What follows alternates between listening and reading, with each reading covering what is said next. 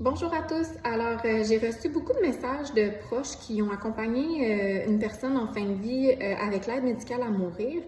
Et en fait, c'est venu beaucoup me chercher parce que j'ai constaté que malgré tout le beau que je pensais que ça pouvait apporter, ça varie beaucoup d'une famille à l'autre, comment ce moment-là est vécu.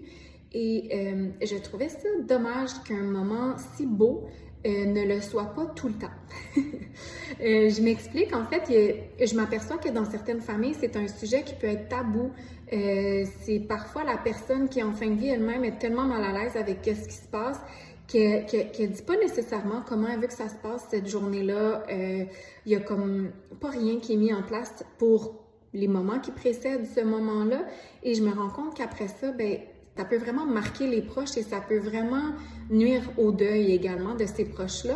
Mais aussi, en fait, quand on vit l'aide médicale à mourir, pour plusieurs, ils vont le vivre avant d'être dans un état trop avancé de la maladie. Donc, visuellement, pour les proches aussi, de se dire, ben peut-être qu'ils auraient pu vivre 1 mois, 2 mois de plus dans des belles conditions de vie. Je constate que ça aussi, des fois, c'est difficile à vivre post-deuil. Et ben en fait, j'ai eu envie de créer un webinaire pour vous outiller, pour vous guider à travers ce processus-là, que vous soyez la personne en fin de vie, un proche, ou si même c'est un choix que vous pensez faire dans le futur.